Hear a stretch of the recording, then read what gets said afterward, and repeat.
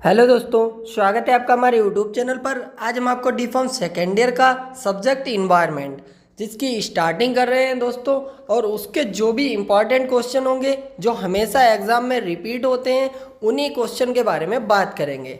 दोस्तों, इन्वायरमेंट की हम मोस्ट इम्पॉर्टेंट जो क्वेश्चन है उन्हीं की वीडियो यानी यूट्यूब पर अपलोड करेंगे, और जितनी वीडियो अपलोड करेंगे उतनी वीडियो को अगर आप अच्छे से देख लेते हैं, उनके नोट्स तैयार कर लेते हैं, पढ़ लेते हैं, तो आप जब इन्वायरमेंट का एग्ज़ाम देंगे तो आप अच्छे से उसमें जो है लिख पाएंगे, और जो भी क्वेश्चन आएगा भाई आपका यानी आपका पढ़ा हुआ क्वेश्चन आएगा।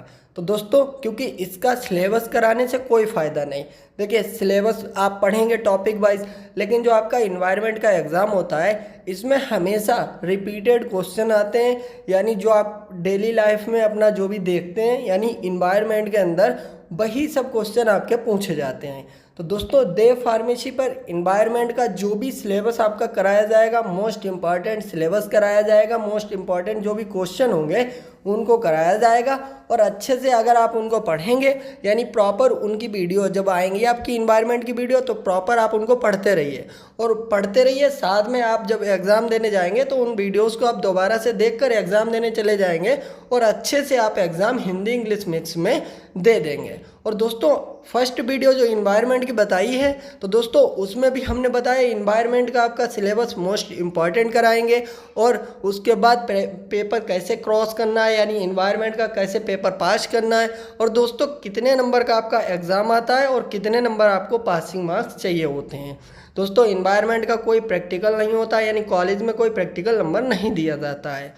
ये आपका यूपी के अंदर इन्वायरमेंट सब्जेक्ट दिया गया है, यानी जो यूपी गवर्नमेंट है उसने अनिवार्य किया है कि डिप्लोमा कोर्सेज हैं और अदर कोर्सेज भी हैं, उसमें आपका इन्वायरमेंट का पेपर कराना अनिवार्य होगा। तो दोस्तों, इतना थोड़ा सा इंट्रो हो गया, क्योंकि बहुत बच्चे कमेंट करेंगे सर आप सिलेबस के अकॉर्डिंग नहीं करा रहे, सिलेबस चाहिए हमको। ऐसा कुछ नहीं है, आप इम्पॉर्टेंट पढ़िए, बस इतने में आपका जो है एग्ज़ाम 100% पास हो जाएगा। तो दोस्तों, ऊपर हेडिंग पड़ी हुई है आपकी इन्वायरमेंट स्टडीज़। और हाँ दोस्तों, अगर आपको पीडीएफ चाहिए, पीडीएफ आपको बहुत हेल्प मिलेगी, यानी एग्ज़ाम टाइम तक आपको बहुत ज़्यादा हेल्प मिलेगी। जो बच्चे सोचते हैं 199 यानी हम नहीं पे करेंगे और उसके बाद अपने नोट्स तैयार करेंगे यानी लिख कर तैयार करेंगे, अच्छी बात है वो अगर लिखकर तैयार कर रहे हैं, लेकिन दोस्तों आपके पास टाइम कम है। अगर आपका सिलेबस अभी आपने नहीं लिखा है तो आप पीडीएफ अगर ले लेते हैं तो 199 में कुछ नहीं होता है दोस्तों, 199 सब स्टूडेंट दे सकते हैं। और उसके बाद दोस्तों आपको जब पीडीएफ मिल जाएगी, वो वाइट पेज वाली पीडीएफ मिलेगी, उसको जब आप पढ़ेंगे अच्छे से तो दोस्तों आपको बहुत ज़्यादा हेल्प मिलेगी, और व्हाट्सएप ग्रुप से भी आपको एग्ज़ाम टाइम में बहुत ज़्यादा हेल्प मिलेगी। तो स्टार्ट करते हैं। सबसे पहले बताते हैं आपको कि इन्वायरमेंट होता क्या है। तो दोस्तों, इन्वायरमेंट शब्द फ्रेंच भाषा से इन्वायरन यानी जो फ्रेंच भाषा होती है, तो दोस्तों उसका एक शब्द होता है इन्वायरन। तो दोस्तों वहाँ से ड्राइव्ड किया गया है, जिसका मीन्स होता है सराउंडिंग, यानी हमारे चारों तरफ की चीज़ें, आप खड़े हुए या बैठे हुए आपके चारों तरफ जो भी चीज़ें हैं वह सब टोटल जो है इन्वायरमेंट है। दोस्तों, कुछ भी जो हमारे चारों तरफ प्रेजेंट है, चाहे वह बायोटिक हो यानी चाहे जीवित हो, अजीवित हो, अबायोटिक हो, ये दोनों इन्वायरमेंट का निर्माण करते हैं। यानी हमको जो भी अपनी आंखों से दिखाई दे रहा है वह सब इन्वायरमेंट है, डायरेक्टली आप बात ये समझिए। और उसके बाद इसमें बात की गई बायोटिक और अबायोटिक। तो दोस्तों, बायोटिक और अबायोटिक क्या होता है? देखिए, बायोटिक का मीन्स होता है जीवित। जो यूपी बोर्ड वाले स्टूडेंट हैं उनको बहुत अच्छे से समझ में आता होगा जीवित क्या होता है, अजीवित क्या होता है। देखिए दोस्तों, ये जो आपका देव फार्मेसी चैनल है ये ओनली यूपी बोर्ड स्टूडेंट के लिए ही है, यानी जो बच्चे हिंदी इंग्लिश मिक्स का कंटेंट लिखते हैं एग्ज़ाम के अंदर। आप हिंदी इंग्लिश मिक्स का कंटेंट लिखते हैं, कोई भी प्रॉब्लम नहीं होगी एग्ज़ाम के अंदर, आपके अच्छे मार्क्स आएंगे और आप पास भी अच्छे से हो जाएंगे। रही बात एग्जिट एग्ज़ाम की, देखिए आप हिंदी इंग्लिश मिक्स पढ़ रहे हैं तो ऐसा नहीं है कि उसमें से मल्टीपल चॉइस आपके फंसेंगे नहीं, सब आपका एग्ज़ाम जो होगा मल्टीपल चॉइस वाला यानी जो एग्जिट एग्ज़ाम, उसमें भी आपका टोटल कंटेंट फंसेगा अगर आपने मेरा टोटल कंटेंट अच्छे से पढ़ा हुआ है। तो बायोटिक क्या होता है? यानी जीवित। वह कंपोनेंट यानी वह आपके पदार्थ जिनके यानी जो भी आपके कंपोनेंट होते हैं जिनमें जीवन होता है उनको बायोटिक या लिविंग कहा जाता है, यानी जिसमें जीवन होता है उनको क्या कहा जाता है? बायोटिक। यानी दोस्तों इसमें प्लांट आते हैं, एनिमल आते हैं, हम लोग आ जाते हैं ह्यूमंस, यानी ह्यूमन आपके एनिमल में ही आते हैं। तो दोस्तों ये आपके होते हैं बायोटिक। और अबायोटिक क्या होते हैं? अजीवित। वे कंपोनेंट जिनमें जीवन नहीं होता है उनको अबायोटिक या नॉन लिविंग कहा जाता है। दोस्तों जैसे एयर हो गया, वाटर हो गया, सनलाइट हो गया, आपका टेबल हो गया, फ़ोन हो गया, जिसमें जीवन नहीं होता है, तो दोस्तों उसको अबायोटिक कहा जाता है। तो अगर आपके एग्ज़ाम में अगर क्वेश्चन पूछ लेता है, अगर कभी कभी पूछ लेता है डिफाइन इन्वायरमेंट, इन्वायरमेंट को आप डिफाइन कर देंगे और उसके बाद आप इन्वायरमेंट के अंदर बायोटिक अबायोटिक को थोड़ा सा आप मेंशन कर देंगे, तो इससे जो आपका एग्जामिनर होगा उसको लगेगा कि हाँ जो स्टूडेंट है उसने बहुत अच्छे से पढ़ाई की हुई है और अच्छा उसने लिखा हुआ है। और दोस्तों जितना कंटेंट हम आपको बता रहे हैं इतना आपके एग्ज़ाम के लिए सफिशेंट है। अगर इतना आप पढ़ लेते हैं तो एग्ज़ाम आप अच्छे से लिख पाएंगे, क्योंकि दोस्तों ना आपको ज़्यादा पढ़ना है ना तो आपको कम पढ़ना है, आपको उतना पढ़ना है जितना आपका क्वेश्चन पूछा जाए उसका आंसर बस आप डिफाइन कर दो, उतना पढ़ना है। तो स्कोप ऑफ इन्वायरमेंट के क्या क्या स्कोप होते हैं? तो दोस्तों इन्वायरमेंट के बहुत ज़्यादा स्कोप होते हैं, लेकिन हमने कुछ पॉइंट्स को डिफाइन किया है। तो देखिए दोस्तों इन्वायरमेंट का स्कोप बहुत ज़्यादा है। पहला है नेचुरल रिसोर्स, यानी इन्वायरमेंट की सहायता से ही हमें नेचुरल रिसोर्स जैसे वाटर हो गया, मिनरल हो गया, पेट्रोलियम का पता लग पाता है इन्वायरमेंट की सहायता से। और इकोलॉजी की जो आपकी इकोलॉजी की स्टडी होती है वह आपकी जो है इन्वायरमेंट की सहायता से की जाती है। आगे हम बात करेंगे इकोलॉजी क्या होता है, तो उसके बारे में बताएंगे। जो इकोलॉजी की चेन होती है उसकी स्टडी इन्वायरमेंट की सहायता से की जाती है। देखिए दोस्तों ये आपका इकोलॉजी वाला टॉपिक है, इसको जब हम आगे बताएंगे तो आपको समझ में आ जाएगा। इन्वायरमेंटल पोल्यूशन को कैसे कंट्रोल करना है ये सब स्टडी इन्वायरमेंट की सहायता से की जाती है। और इन्वायरमेंट की स्टडी करके इन्वायरमेंट की अवेयरनेस को ज़्यादा लोगों तक पहुंचाया जा सकता है। और उसके बाद सस्टेनेबल डेवलपमेंट को डेवलप करने में इन्वायरमेंट बहुत ज़्यादा हेल्प करता है। दोस्तों सस्टेनेबल डेवलपमेंट क्या होता है? देखिए दोस्तों सस्टेनेबल डेवलपमेंट आपका होता है यानी आप प्रेजेंट टाइम में वाटर यूज़ कर रहे हैं, यानी आप नहा रहे हैं, आप पानी पी रहे हैं, आप अपनी बाइक को धुल रहे हैं, तो दोस्तों उस तरीके से आप खर्च करिए कि आपकी आने वाली पीढ़ी के लिए भी वह हेल्पफुल हो पाए। ऐसा नहीं है कि टंकी खुली है आप उसको वेस्ट कर रहे हैं, यानी जो हमारी आने वाली पीढ़ी है, यानी जो हमारे बच्चे होंगे फिर उनके बच्चे होंगे, तो दोस्तों उनके लिए जो नेचुरल रिसोर्सेज है उनको बचा कर रखना वही आपका होता है सस्टेनेबल डेवलपमेंट। तो दोस्तों और उसके बाद इन्वायरमेंट के इतने स्कोप हैं, आप इसमें बहुत से स्कोप लिख सकते हैं, यानी नेचुरल थिंग्स की स्टडी करने में इन्वायरमेंट का बहुत ज़्यादा रोल होता है। पोल्यूशन को कंट्रोल करने में, एयर पोल्यूशन को कंट्रोल करने में, वाटर पोल्यूशन को कंट्रोल करने में इन्वायरमेंट का बहुत ज़्यादा हेल्प होता है। हमारे हेल्थ यानी जो हमारी हेल्थ होती है उसको मेंटेन करने में, हेल्दी रखने में भी इन्वायरमेंट का बहुत ज़्यादा रोल होता है, क्योंकि दोस्तों जितना अच्छा इन्वायरमेंट होगा उतना अच्छा जो है हमारा हेल्थ होगा, और हेल्थ होगा हमारा अच्छा तो उसी प्रकार से इन्वायरमेंट जब अच्छा होगा तो हमारे विचार यानी जो हमारी थिंकिंग पावर है वह भी आपकी अच्छी होगी। अगर आप जिस यानी जहाँ पर भी रह रहे हैं वहाँ का इन्वायरमेंट थोड़ा सा ख़राब है, यानी रहन सहन भी आपका इन्वायरमेंट के अंदर ही आ जाता है। तो दोस्तों इन्वायरमेंट का आप इंट्रो पढ़ेंगे, स्कोप पढ़ेंगे, उसके बाद पढ़ेंगे आप नीड ऑफ पब्लिक अवेयरनेस, यानी क्यों आवश्यकता पड़ती है कि इन्वायरमेंट के प्रति लोगों को अवेयर किया जाए। तो दोस्तों इन्वायरमेंट लगातार डिग्रेड होता जा रहा है, यानी आप प्रेजेंट टाइम में देख रहे होंगे इतना मोटर बाइक हो गया, कार हो गई हैं, दुनिया की चीज़ें हो गई हैं, इतनी इंडस्ट्रीज़ लगा दी गई हैं, तो दोस्तों जिसके कारण जो हमारा इन्वायरमेंट है वह खतरे में जा रहा है। एक तरीके से आप ये समझ सकते हैं वह खतरे में जा रहा है। तो दोस्तों ह्यूमन की एक्टिविटी के कारण जिसके लिए गवर्नमेंट बहुत से कदम उठा रही हैं, यानी जो ह्यूमन है उसकी एक्टिविटी के कारण जो इन्वायरमेंट है डिग्रेड होता जा रहा है। और दोस्तों जिसके लिए जो गवर्नमेंट है बहुत से कदम उठा रही है, जैसे आप वृक्ष लगाएं और उसके बाद बहुत सी चीज़ें यानी बना रही है, जैसे जो आपकी बैटरी वाली जो स्कूटी आ रही हैं, तो दोस्तों उससे इन्वायरमेंट को पोल्यूशन नहीं होता है। तो दोस्तों जो गवर्नमेंट है बहुत ज़्यादा कदम उठा रही है, बट हमारी भी कुछ जिम्मेदारी है कि हम इन्वायरमेंट को सेफ रखें। यानी दोस्तों ऐसा थोड़ी ना है कि गवर्नमेंट ही आपके लिए सब वर्क करेगी। गवर्नमेंट का जो वर्क है अपने अनुसार से वो कर रही है, उससे आपको क्या मतलब। बस आप अपने आप को देखिए कि हमको क्या करना है, एनवायरनमेंट को किस प्रकार से हमको सुरक्षित रखना है, बचा कर रखना है, बस आप इतना याद रखेंगे। और दोस्तों ज़्यादा से ज़्यादा इन्वायरमेंट की ग्रुप में स्टडी करनी चाहिए। इन्वायरमेंट का मतलब स्टडी करना, यानी लोगों को अवेयर करने का टारगेट है ना। तो इन्वायरमेंट यानी आप बैठे हुए हैं, आपको अगर नॉलेज है इन्वायरमेंट के बारे में तो 10 लोगों को आप बताएंगे कि भाई ऐसा नहीं ऐसा होता है, हमको इतना जो है गंदगी नहीं करना चाहिए, इससे हमारी हेल्थ पर बहुत ज़्यादा इफेक्ट पड़ता है। तो 10 लोगों में से अगर 5 लोगों को समझ में तुम्हारी बात आएगी तो दोस्तों वो 5 लोग तो सही होंगे। तो इसी प्रकार से इसमें पॉइंट लिखा है कि ज़्यादा से ज़्यादा इन्वायरमेंट की ग्रुप में स्टडी करनी चाहिए। न्यूज़पेपर को डेली पढ़ना, यानी जब आप न्यूज़पेपर को डेली पढ़ेंगे तो आपके अंदर इन्वायरमेंट के प्रति नॉलेज आएगी, उसके बारे में प्रॉपर आपको सटीक जानकारी मिलेगी। तो दोस्तों तभी तो आप दूसरे को जानकारी दे पाएंगे। और यदि इन्वायरमेंट से रिलेटेड कोई इशू है तो उसको फ्रेंड के साथ शेयर करना, यानी कोई भी इन्वायरमेंट के प्रति कोई इशू है, अगर आप उसको अकेले कंट्रोल नहीं कर सकते हैं, कोई प्रॉब्लम है इन्वायरमेंट के प्रति, तो दोस्तों अपने फ्रेंड्स को शेयर करिए। हाँ दोस्तों इस तरीके से आप वर्क करें तो इसमें हेल्प होगा। सब बातें ये होती हैं। आप लोग कॉलेज जाते हो, यानी आप लोग फार्मेसी के स्टूडेंट हो तो कॉलेज जाते हो, कॉलेज में आपको गंदगी नहीं करना, क्लास के अंदर गंदगी नहीं करना, घर पे पहुंच के घर पे नहीं गंदगी करना। और जो हम आपको बता रहे हैं तो आप दूसरों को बताएंगे। दूसरों को जब आप बताएंगे, ज़रूरी नहीं है कि आप फार्मासिस्ट हैं मतलब जो है मेडिसिन के बारे में ही बताएं। फार्मासिस्ट हैं तो आप अपनी मेडिसिन के बारे में भी बता सकते हैं लोगों को। देखिए नॉलेज कोई सी भी आप दे सकते हैं अगर आपको उसकी प्रॉपर नॉलेज है।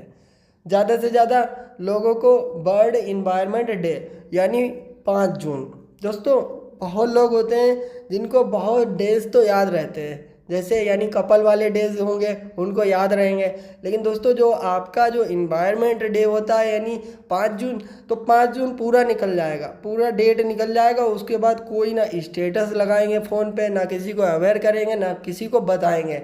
तो दोस्तों आपको ये पॉइंट याद रखना है। जो मेरी वीडियो देख रहा है तो उनको ज़रूर याद रखना है कि 5 जून को उनको अच्छा काम करना है, इन्वायरमेंट के प्रति काम करना है। और दोस्तों जब आप इन्वायरमेंट के प्रति काम करेंगे, किसी की हेल्प करेंगे या सभी वर्क करेंगे तो भगवान आपको देखेगा, यानी जो भी आपका अल्लाह भगवान जो भी है वो देखेगा और आपकी भी बहुत ज़्यादा हेल्प होगी लाइफ में।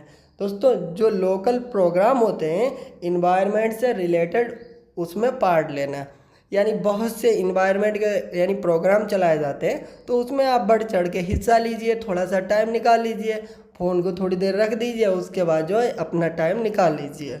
दोस्तों ये आपका कुछ नीड था यानी इन्वायरमेंट के प्रति अवेयरनेस करने के लिए। तो दोस्तों हमने इसमें आपको इतनी बातें क्यों बता दी, क्योंकि दोस्तों आपका टॉपिक ही है कि अवेयरनेस यानी जागरूकता फैलाना। तो हम अगर इसको सिंपल सा पढ़ के बता देंगे तो आप जागरूक नहीं होंगे, तो आपको हम थोड़ा ज़्यादा बताएंगे तो आप जागरूक हो जाएंगे। उसके बाद वीडियो देखने के बाद आप इन्वायरमेंट के प्रति वर्क करना स्टार्ट कर देंगे, साथ साथ में अपना एग्ज़ाम का डेट याद रखकर कि आपका एग्ज़ाम आने वाला है जून लास्ट में या जुलाई में होने वाला है, तो उसको भी याद रखना है आपको। और उसके बाद अभी हमने कहा था ना कि इकोलॉजी वाला टॉपिक आपका हम बताएंगे, तो एग्ज़ाम में आपका टॉपिक पूछ लेता है इकोलॉजी वाला कि इकोलॉजी क्या है, और इंग्लिश में पूछेगा right in brief the basic of ecology. तो दोस्तों अब आपके सामने एक और समस्या खड़ी हो गई कि इकोलॉजी क्या है। तो इकोलॉजी बहुत सरल चीज़ होती है, अभी हम आपको बता रहे हैं, अभी आपको समझ में आ जाएगा। तो दोस्तों इकोलॉजी शब्द ग्रीक से लिया गया है जिसका मीनिंग होता है सराउंडिंग, यानी इकोलॉजी का डायरेक्टली मीनिंग होता है सराउंडिंग यानी हमारे चारों ओर। इन्वायरमेंट का मीनिंग भी होता है हमारे चारों ओर।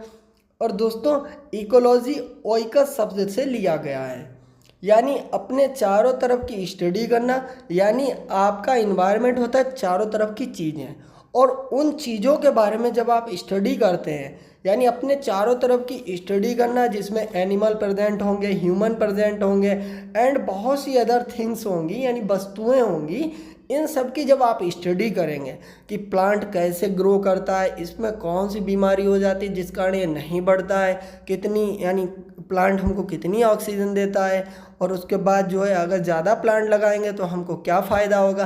तो इन सब बातों की जब आप स्टडी करने लगते हैं तो दोस्तों इसी को कहा जाता है इकोलॉजी। फिर उसके बाद क्लासिफिकेशन ऑफ इकोलॉजी, सिंपल सा क्वेश्चन आपका पूछेगा एग्जाम के अंदर, डिफाइन इकोलॉजी, तो आप इकोलॉजी में यही डिफाइन करेंगे। तो इकोलॉजी को 2 टाइप से डिफाइन किया जा सकता है। पहला पॉइंट है आपका एटो इकोलॉजी, यानी एटो इकोलॉजी, और उसके बाद साइनोकोलॉजी। तो दोस्तों एटो इकोलॉजी का मतलब होता है, यानी इसका मीन्स होता है कि जब एक स्पीसीज पर स्टडी की जाती है तो उसे एटो इकोलॉजी कहा जाता है। और उसके बाद साइनो इकोलॉजी, जब किसी स्पीसीज के बहुत से ग्रुप पर स्टडी की जाए, यानी कोई स्पीसीज है उसके कई ग्रुप्स हैं तो उन पर स्टडी की जाए। तो दोस्तों जैसे आपका हो गया, जैसे आप काव पर स्टडी कर रहे हैं, ओनली काव पर ही स्टडी कर रहे हैं, तो दोस्तों ये आपका एटो इकोलॉजी हो गया। और दोस्तों आप यानी एनिमल्स की प्रजाति पर पूरा स्टडी कर रहे हैं, जैसे एनिमल्स में तो आपके काव भी आ जाएंगे, बफेलोज आ जाएंगे, डॉग्स आ जाएंगे, और जो आपकी यानी बिल्लियाँ होती हैं या आपकी कैट्स होती हैं वह आ जाएंगे। तो दोस्तों इन सब पर स्टडी जब आप पूरी ग्रुप पर करते हैं, पूरी स्पीसीज के ग्रुप पर करते हैं, तो दोस्तों ये आपका होता है साइनो इकोलॉजी। तो दोस्तों ये आपका इकोलॉजी वाला अगर क्वेश्चन आ गया है तो आप इसको छोड़ना नहीं, बिल्कुल अच्छे से डिफाइन कर देना। शॉर्ट में डिफाइन करना होता है। देखिए आप बस इतना कंटेंट अगर को पढ़ लेंगे आप, तो दोस्तों इसका अगर आप अच्छे से बनाना चाहेंगे तो 2 पेज भी बन जाएगा, 5 पेज भी बन जाएगा, और इसको बनाना चाहेंगे तो 10 पेज भी बन जाएगा। हमें बताओ हम 50 पेज बना देंगे, लेकिन जो है आप इतना पढ़ेंगे उसके बाद जो है आप अच्छे से एग्ज़ाम देने चले जाएंगे, क्योंकि आपके अदर सब्जेक्ट भी हैं उनको भी तो देखना है। अगर उनको छोड़ देंगे तो कोई फ़ायदा तो होगा नहीं। तो पहले आप उनको कवर करिए और इस इन्वायरमेंट की ओनली वीडियो देखते रहिए। डेली आप शाम को किसी भी टाइम फ्री हो, ओनली जो है इन्वायरमेंट की वीडियो चलाई और आराम से थोड़ी देर देख ली, आपको पता लग गया इकोलॉजी यानी हमारे चारों तरफ की जो भी चीज़ें उनकी स्टडी करो। इन्वायरमेंट क्या है, ये सब दुनिया की चीज़ें हैं जो आप रोज़ डेली देखते हो, वही आपको पढ़ना है। फिर उसके बाद दोस्तों डेली आप अगर 2 क्वेश्चन हम आपको पढ़ा रहे हैं तो आप 2 क्वेश्चन को अच्छे से देख लेंगे। और देखिए आपका एग्ज़ाम कितने दिनों बाद है, लगभग एग्ज़ाम का टाइम है आपका 45 से 50 दिन या 60 दिन तक है। तो दोस्तों इसको जो है आप डेली अगर हम 2 क्वेश्चन डालेंगे तो आप एग्ज़ाम तक इसको अच्छे से पढ़ लेंगे। अगर आपने 50 मोस्ट इम्पॉर्टेंट भी पढ़ लिए तो इन्वायरमेंट का पेपर आपके सामने वैसे भी छोटा होता है, लेकिन और ज़्यादा छोटा हो जाएगा, आप अच्छे से उसको लिख पाएंगे। तो explain the concept of green house effect. तो ग्रीन हाउस इफेक्ट क्या होता है, देखिए दोस्तों आप जब छोटे होंगे यानी हम भी छोटे होंगे तो दोस्तों ग्रीन हाउस इफेक्ट बहुत ज़्यादा पढ़ा हमने। सोशल वो आपका यानी SST यानी सामाजिक विज्ञान सब्जेक्ट होता था, तो दोस्तों उसमें यानी इसको बहुत ज़्यादा पढ़ते थे, तो उसकी थोड़ी सी नॉलेज थी, तो इसको हमने थोड़ा सा ऐड किया है। यानी ग्रीन हाउस इफेक्ट एक ऐसी क्रिया होती है जिसमें हमारी पृथ्वी की सरफेस गर्म होती है, यानी इसमें हमारी जो पृथ्वी की सरफेस है यानी जो भूमि है वह गर्म हो जाती है। ग्रीन हाउस अर्थ के लिए बहुत इम्पॉर्टेंट होता है, यानी ये ऐसा थोड़ी ना है हार्मफुल ही होता है, ये अर्थ के लिए बहुत इम्पॉर्टेंट भी होता है, क्योंकि यदि ग्रीन हाउस इफेक्ट नहीं होता तो हमारी पृथ्वी का टेम्परेचर 18 डिग्री सेल्सियस होता। तो दोस्तों समझो, अगर ग्रीन हाउस इफेक्ट नहीं होता तो हमारी पृथ्वी जो है, पृथ्वी का जो टेम्परेचर होता वह 18 डिग्री सेल्सियस होता, इससे ज़्यादा नहीं हो पाता। तो दोस्तों ये हमारी पृथ्वी के लिए बहुत ज़्यादा इम्पॉर्टेंट है। ग्रीन हाउस इफेक्ट 2 टाइप का होता है। एक होता है आपका नेचुरल ग्रीन हाउस इफेक्ट, यह इफेक्ट नेचुरल होता है, यह ह्यूमन बीइंग के द्वारा प्रोड्यूस नहीं होता है। नेचुरल रूप से जो हमारा अर्थ है उसकी सरफेस यानी गर्म होती है, तो दोस्तों भाई आपका नेचुरल ग्रीन हाउस इफेक्ट हो गया। एक होता है human enhanced green house effect, यानी इस प्रकार का ग्रीन हाउस इफेक्ट ह्यूमन के द्वारा होता है, ह्यूमन की एक्टिविटी के कारण होता है। तो दोस्तों ग्रीन हाउस इफेक्ट यानी कोई भी चीज़ अपने लिमिटेड एरिया तक यानी अच्छा रहता है। जब ज़्यादा ग्रीन हाउस इफेक्ट होने लगेगा तो हमारी पृथ्वी जो है बहुत ज़्यादा गर्म हो जाएगी। तो दोस्तों गर्मियों के टाइम तो बहुत ज़्यादा प्रॉब्लम होगी, बहुत ज़्यादा बीमारी स्टार्ट हो जाएंगी। प्रेजेंट टाइम में आप देख रहे होंगे कितनी बीमारी स्टार्ट हो जाती हैं, और जो किसान लोग हैं अच्छी उनकी फसल नहीं होती है। तो दोस्तों ये सब इफ़ेक्ट पड़ते हैं ग्रीन हाउस इफेक्ट के।